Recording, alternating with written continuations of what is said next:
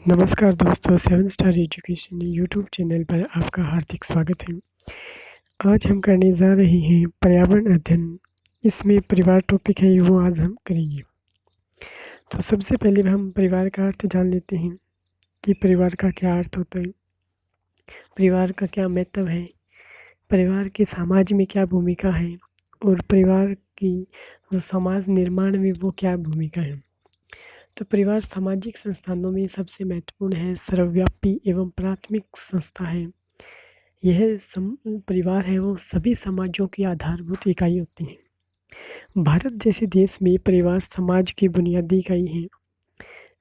अब हम परिवार का अर्थ जानेंगे। तो परिवार का अंग्रेजी शब्द फैमिली है, जो कि लैटिन शब्द फैमुलस से बना है और फैमुलस शब्द का अर्थ होता है नौकर। यह शब्द माता पिता, बच्चे, सेवक आदि से बने समूह के लिए प्रयुक्त होता रहा है। अब हम परिवार की सामान्य सी परिभाषा जानेंगे जो बर्गेस एवं लोक ने दी है। बर्गेस एवं लोक के अनुसार परिवार व्यक्तियों का एक ऐसा समूह है जो विवाह, रक्त या दत्तक बंधनों में संगठित है, जिसमें एक सामान्य संस्कृति का सृजन एवं पोषण कर पति पत्नी, माता पिता, पुत्र पुत्री अंतर्निहित क्रियाएं करते हुए एक साधारण गृहस्थी की रचना करते हैं। अब हम परिवार में आपसी संबंध जानेंगे कि पति पत्नी संबंध यह दाम्पत्य संबंध कहलाता है। पिता पुत्र संबंध कहलाता है और भाई भाई का संबंध है वो भ्रातृत्व संबंध कहलाता है। आगे है परिवार की विशेषताएं। तो सबसे पहले है विवाह एवं यौन संबंध। परिवार की यह सबसे मुख्य पहली विशेषता यही है कि परिवार है वो विवाह एवं यौन संबंधों पर आधारित होता है। विवाह के बाद ही परिवार का निर्माण होता है। नंबर 2 है प्रजनन या संतानोत्पत्ति। विवाह एवं यौन संबंध के बाद जो संतानोत्पत्ति का कार्य होता है, यह भी परिवार की एक विशेषता है। नंबर 3 है नामकरण।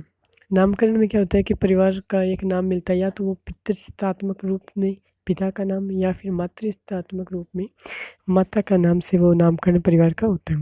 नंबर 4 है दीर्घकालीन समूह। परिवार वो एक दीर्घकालीन समूह है। कुछ वर्षों के लिए ही परिवार का निर्माण नहीं होता। परिवार है वो पूरी आयु तक के लिए होता है, इसलिए यह दीर्घकालीन समूह होता है। नंबर 5 है साझा निवास स्थान, यानी परिवार में सभी सदस्यों का साझा निवास स्थान होता है और वो एक साथ ही निवास करते हैं। नंबर 6 है भावनात्मक आधार। परिवार में सभी सदस्य हैं वो भावनात्मक आधार से जुड़े होते हैं। सभी का आपस में भावना के आधार पर रिश्ता बना होता है। नंबर 7 है सार्वभौमिक संगठन। परिवार वो विश्व में सभी जगहों पर सार्वभौमिक रूप में पाया जाता है, चाहे वो किसी भी रूप में क्यों ना हो, लेकिन परिवार वहीं होता है। नंबर 8 है परस्पर आर्थिक बंधन। परिवार में सभी सदस्य आर्थिक बंधन में भी बंधे होते हैं, उनको आर्थिक निर्भरता एक दूसरे के ऊपर बनी रहती हैं। नंबर 9 है सामाजिक संरचना में केंद्रीय स्थिति। समाज कहीं का भी हो, उसमें जो केंद्रीय स्थिति है वो परिवार ही निभाता है, उसकी परिवार की ही केंद्रीय स्थिति होती हैं। आगे है परिवार के प्रकार। मुख्यतः परिवार के 2 प्रकार हैं, एकल परिवार और संयुक्त परिवार। हम एकल परिवार के बारे में आज पढ़ेंगे और संयुक्त परिवार के बारे में कल पढ़ेंगे। तो एकल परिवार वह परिवार जिसमें केवल माता पिता और उनकी अविवाहित संतानें ही रहती हैं, वह एकल परिवार कहलाता है। ऐसे परिवार में